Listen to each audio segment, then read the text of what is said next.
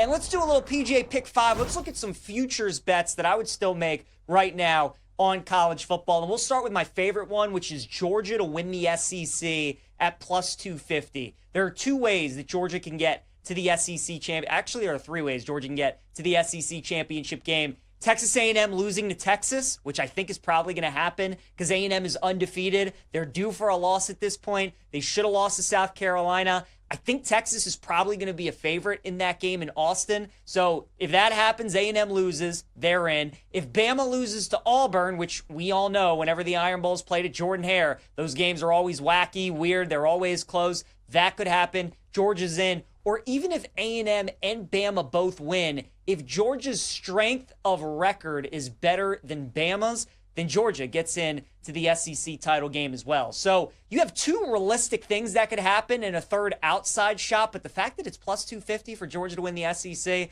I think that's a great bet. So the Bulldogs, I grab that number now for them. Remember, they're done with SEC play. They have a cupcake this week in their Week 13 game, and then they play Georgia Tech next week. So they're done with SEC play. Georgia Tech game is no bearing on what happens for them trying to make it to Atlanta. Georgia to win the SEC, like it, plus 250. Texas to make the college football playoff at 16-1. I also like as well. One of the big takeaways I had from the college football playoff bracket last night was Notre Dame being over Alabama and the statements that the committee chair made when he said that they almost are valuing who you lose to more than who you are beating. Bama has beaten 4 ranked teams this season. Notre Dame has beaten 2. Bama's strength of record is better. And Notre Dame was higher because they lost to Miami and Texas A&M. Well, if you look at Texas, yeah, they have 3 losses, but 2 of those are on the road at Georgia and Ohio State. Their other losses against Florida. So they do need some chaos and they need some things to go their way. But considering that they might have the 2 best losses in college football this year, if they're able to beat undefeated number 3 Texas A&M next week, I mean, it is Texas. It is Arch Manning, right? They were the preseason number 1. Weirder things have happened. Think maybe worth a look at 16-1. I'll go with Virginia to win the ACC at plus 300. Virginia does need some help. They'll either need Georgia Tech to slip up this week against Pitt. They'll need SMU to lose in one of their final 2 games, home against Louisville this week and then at Cal next week. But Virginia's just got 1 game left, and it is the Virginia Tech game, as Chase was mentioning. And Virginia Tech usually wins that game. They usually give them fits. But the kind of year that Virginia's having, it just feels like they're probably going to win that game, and they're going to find a way to get to Charlotte. And as long as Virginia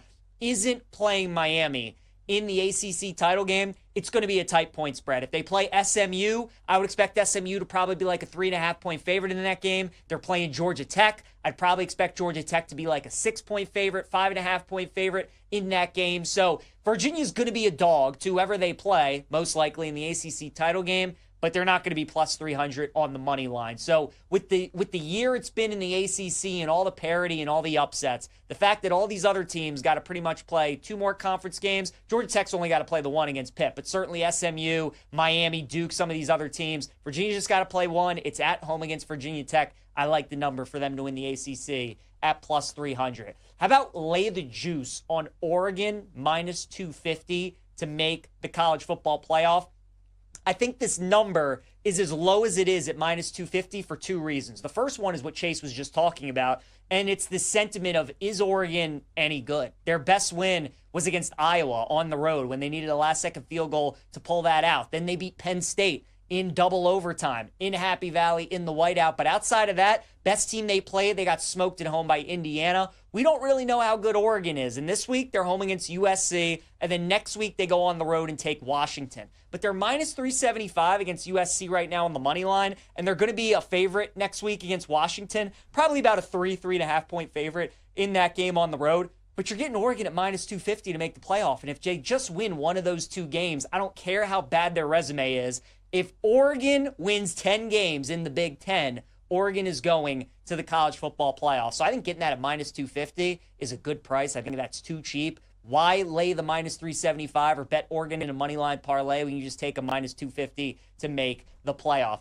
Bama to win the SEC, I like that as well at plus 275. Georgia, I think, is the play to win the SEC right now. But again, Bama, pretty much all they have to do is beat Auburn, and then they'll find themselves in Atlanta. If Bama plays A&M, I'd like Bama in that game. And then if they play Georgia, again, Kirby's only beaten Bama one time, right? And Bama's probably gonna need that game a little bit more. They should be good. If they make it to the SEC championship game, they should be in. But people will talk about, oh, they have 2 losses to Oklahoma and to Florida State. Like, if Georgia crushes them, they get that 3rd loss. Is there a chance that Bama's out of the playoff? Probably not. But again, Kellen DeBoer in those big games against ranked teams, normally really good. Kirby struggles against Alabama. I think Bama, if they beat Auburn, get to the SEC title game, I'd like them in probably either of those games against A&M or Georgia. So I would look at Georgia or Bama right now to win the SEC and bet those 2 things, because I do think A&M is going to lose to Texas. So those are the 5 futures bets I would make right now in college football.